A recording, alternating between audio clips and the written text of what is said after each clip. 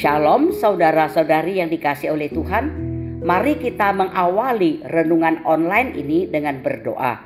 Tuhan, terima kasih atas anugerah-Mu yang selalu mengalir di hidup kami, sehingga kami ada sebagai kami ada sampai hari ini.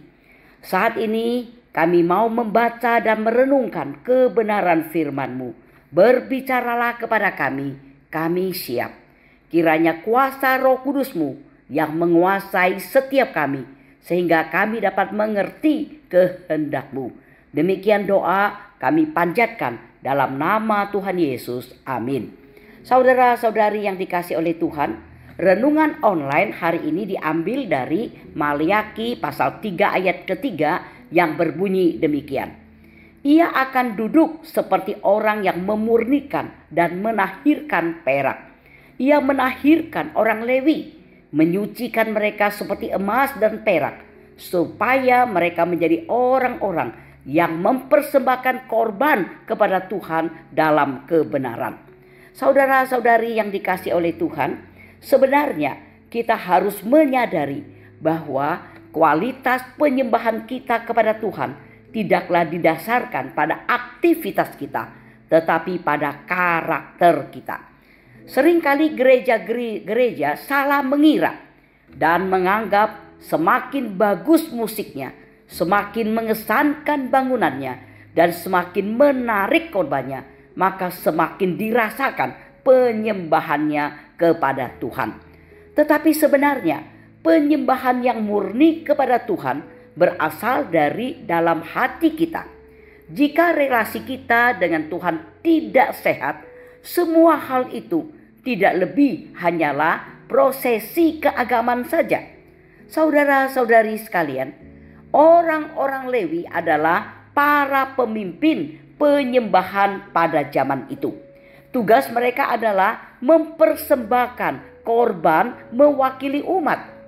Tuhan menyatakan di Maliaki pasal 3 ayat yang ketiga, sebelum mereka menyembahnya dalam kebenaran, Dia akan memurnikan mereka dengan api pemurni perak, mentahirkan mereka dari segala ketidakmurnian.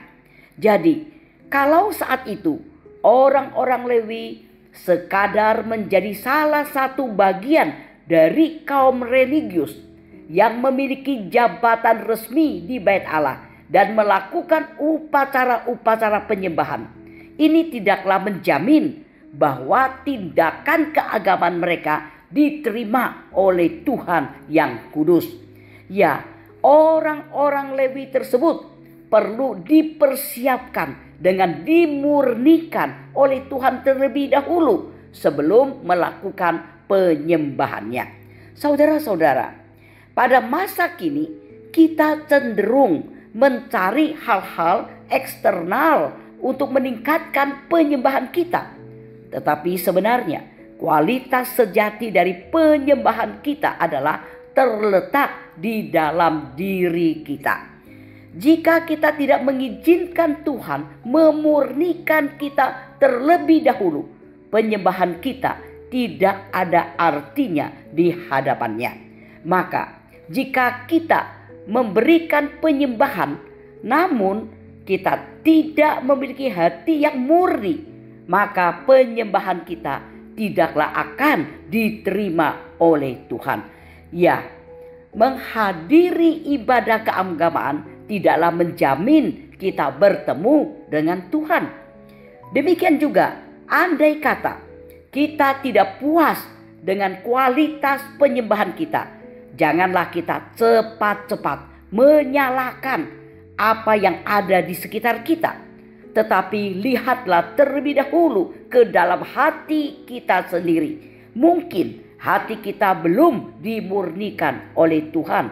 Ya, izinkan Tuhan memurnikan hati kita hingga menyukakan Dia.